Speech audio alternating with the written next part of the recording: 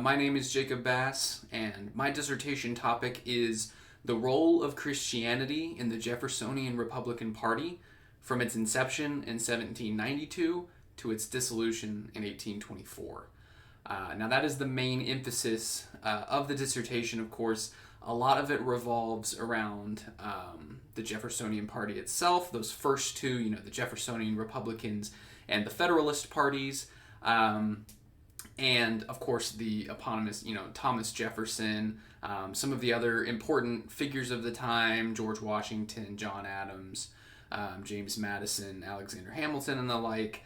And a lot has been written on the political aspect of the formation of these two parties and what they stood for, whether it be a stronger central government with the Federalists versus more of an agrarian, yeoman farmer focus with Jefferson and his Jeffersonian Republicans, which of course are known by several names: Democratic Republicans, Jeffersonians, some less kind labels, of course, attached by the Federalists, like godless Jacobins, for instance.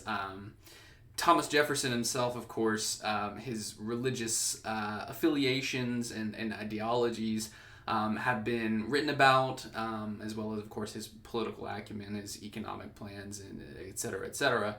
But not much has been done in the way of these first two political parties and the role of Christianity within them. So naturally, when you research something like this, you start with Jefferson himself, because within the historiography on this topic, there really isn't anything that focuses on the role of Christianity or religion in any aspect with the Jeffersonian Republican Party, nor the Federalist Party. Now, Thomas Jefferson, of course, has had many works written about him, and they kind of formed the basis of where the research for this dissertation goes, because a lot of his ideas and everything were what formed the party, what the party gathered around, and then, of course, some of the less savory aspects of Thomas Jefferson's personal life or his ideas were also labels that were then associated with the party via the Federalists' mudslinging most predominantly. But as I've discovered throughout this research thus far, it's really complex. They're not just the godless Jacobins. They're not the howling atheists, as one Massachusetts writer put it.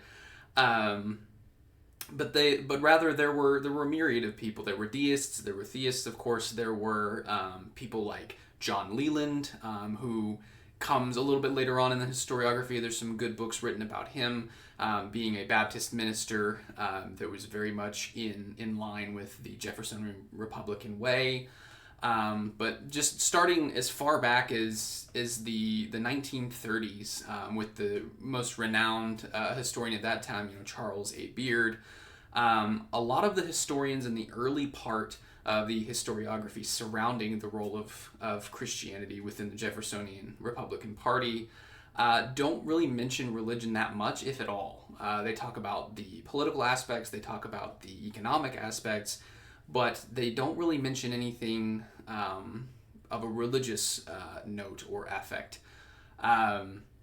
Noble Cunningham comes along, the Jeffersonian Republicans. He does two books, one on the party organization and then the other on the rest of the life of the party and then its eventual dissolution. Again, really talking more about the pre-party voting blocks in the 1790s rather. But then continuing on as the times, we reach the 1980s, 1990s, more into the current day. The historiography reflects more of this delving into the relationship of Christianity with the American Republic, with the founding, but still this era, post-revolution, but pre-Jackson, is oftentimes kind of skimmed over in the religious history area.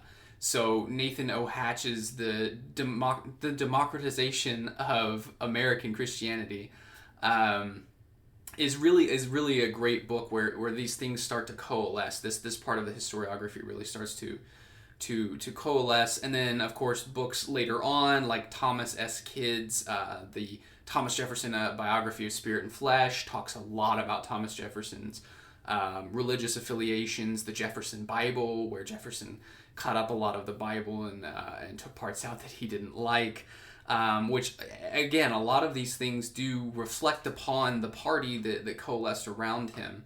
And then the most recent addition to the historiography, actually this last May 2024, was Miles Smith's Religion and Republic, Christian America from the Founding to the Civil War. And he does a whole section over Jefferson and religion, and talks a lot about the Jeffersonian party within. Now, the emphasis of this research, of course, is the role of Christianity in the Jeffersonian Republican Party. And what the gap that I'm filling is that there's really nothing that takes the party from more than a political standpoint and the role of Christianity and kind of enmeshes the two. So it's kind of an often skipped over part of American history. And then, of course, within that, there's really, as much as I've found, political, economic, yes, biographies on Thomas Jefferson and Alexander Hamilton and those figures, but as far as these two earliest political parties, there's really not much in the way of religious history. So that'll be what I'm looking at, and I'm really excited. What I've been finding so far, of course, like I said, it's complicated. John Leland is a good example of that. But I really do think it will shed some light on this particular area of history in a way that hasn't been done before, and hopefully provide a little bit more of an idea of how the aspects of Christianity, the values, the principles, played directly into the founding of the United States of America.